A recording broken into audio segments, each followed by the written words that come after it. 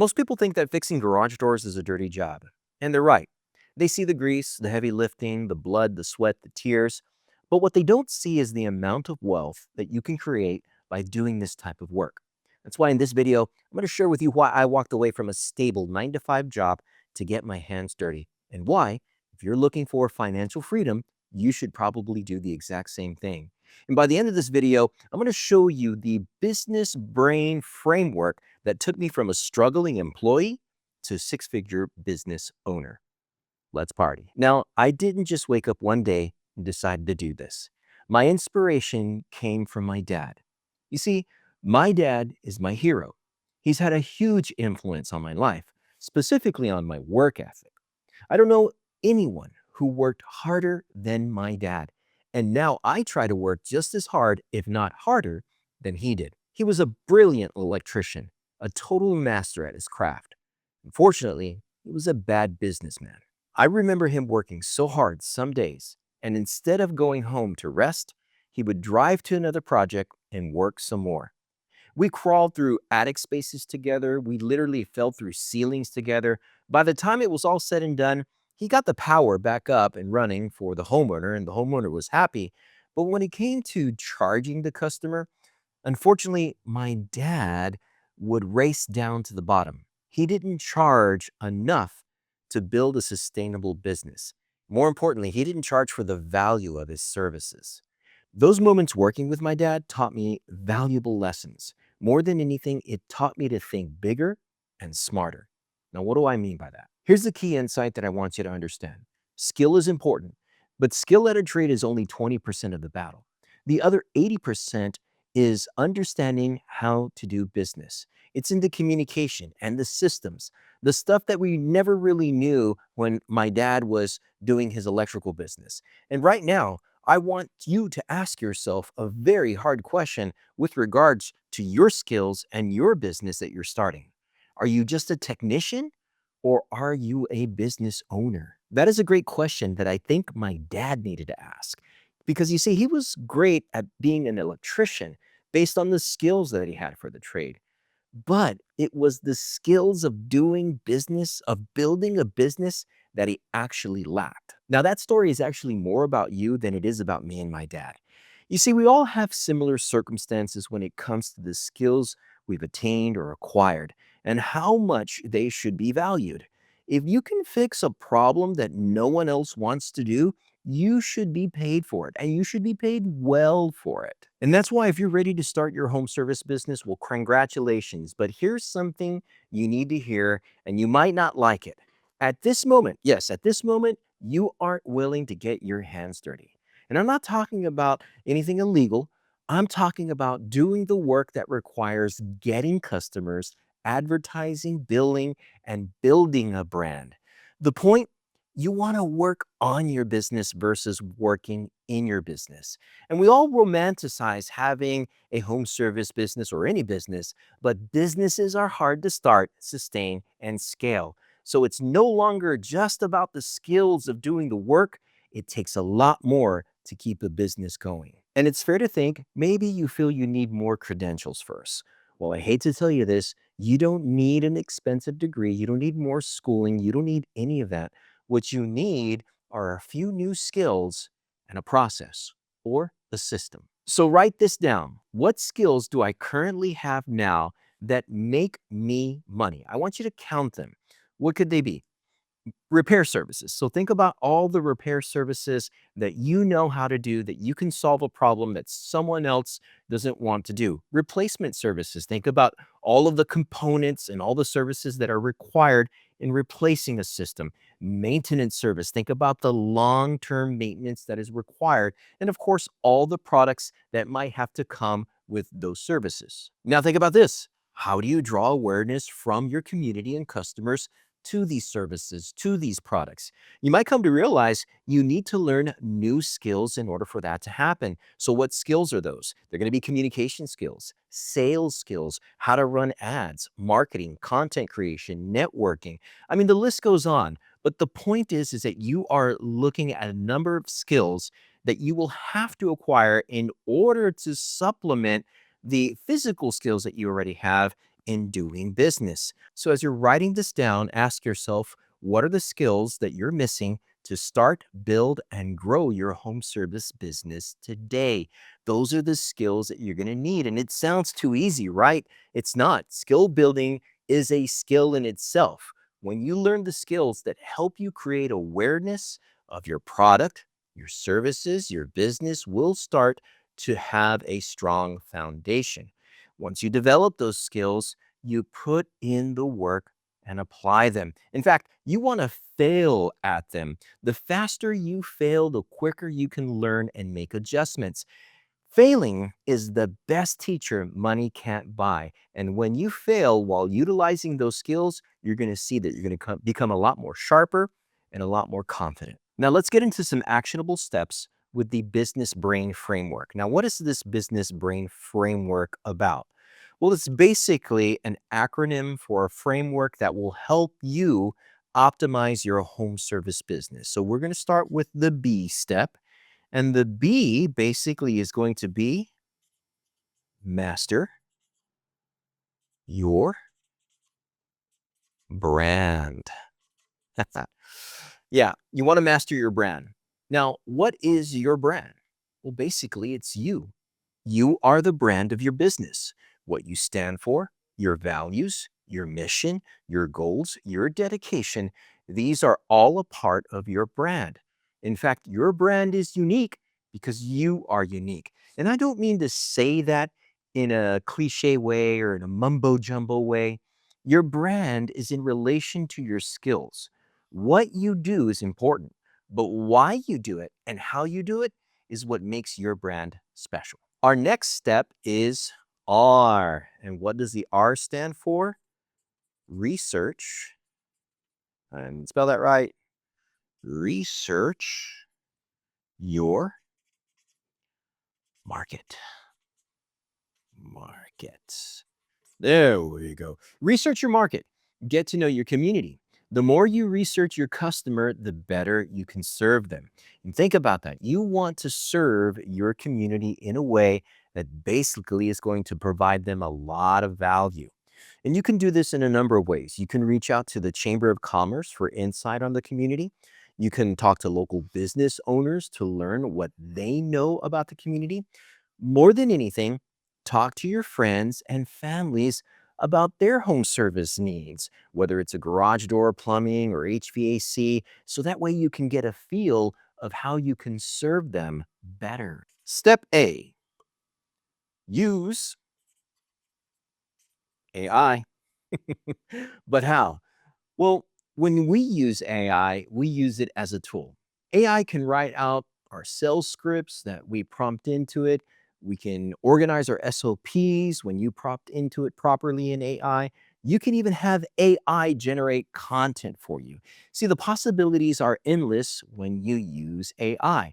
The point is, you need to learn how to use AI as a business tool.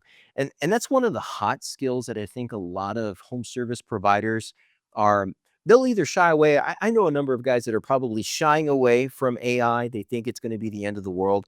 And I have some guys that just absolutely love it. We tend to be a little bit more practical because we have seen that for us, AI does not do everything right, but it does get our juices flowing when it comes to content creation more than anything. It helps us write out a number of scripts when we deal with our customers. It's an excellent tool. I use it as like an associate or basically like an assistant of sorts. And AI for me has just allowed me to kind of challenge me actually more than anything to think outside the box and to do things that will help my business to grow. So when you are thinking of the business brain framework, AI has to be one of those components. So that way you can help your business grow, start, build, all that. And as long as we're talking about tools right now, one tool I wish my dad had back in the day would be a CRM, but not just any CRM, one that could have helped my dad build systems. For example, the CRM that we use is Jobber. And inside Jobber, we can build an automated template that will allow us to create a quick quote for our customers. And then in that template, we can build an automated system to incorporate pictures of what we want to offer. Let me show you how we do that. And basically, what I'm going to do is I'm going to open up Jobber in our Jobber app, and we have Jobber right here. And what we're going to do is we're going to create a template. We're going to create, let's see here, a quote. Very good. And so it'll allow us to create our first template. So in here, we're going to create basically a template. This is a new template name. We're going to call this new garage door system. Very good. And then the title of the job will say uh, new garage door um, system replacement and calibration.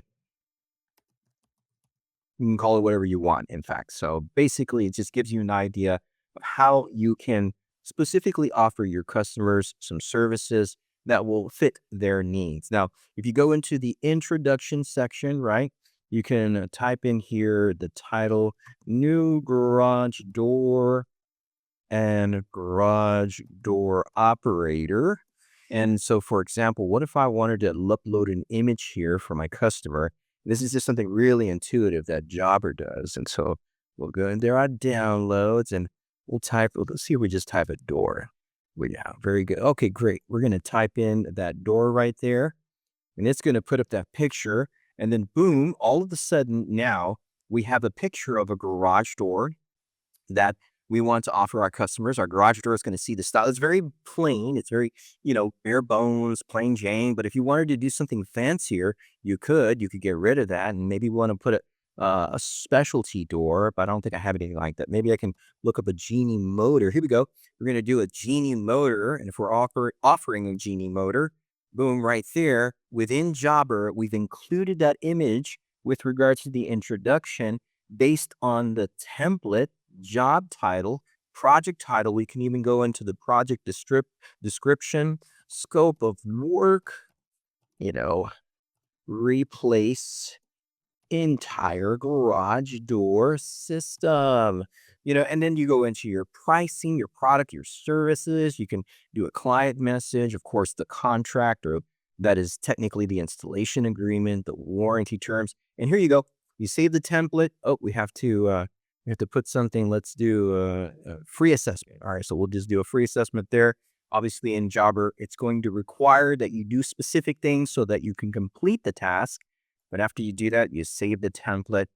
Voila, it's good to go. Excellent. Start your first quote. You can create a new quote based off of that. Oh man, it's just really intuitive. It's an awesome opportunity to be able to, again, utilize the tools that you need in order to grow your home service business.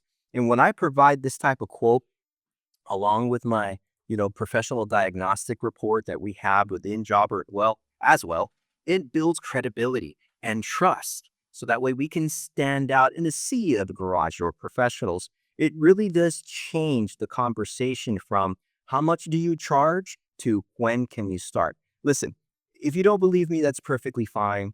Jobber does sponsor this channel, but I want you to try this out for free. There's a link in the description. So again, you can take your home service business to the next level. Now, our next step in the business brain framework is I.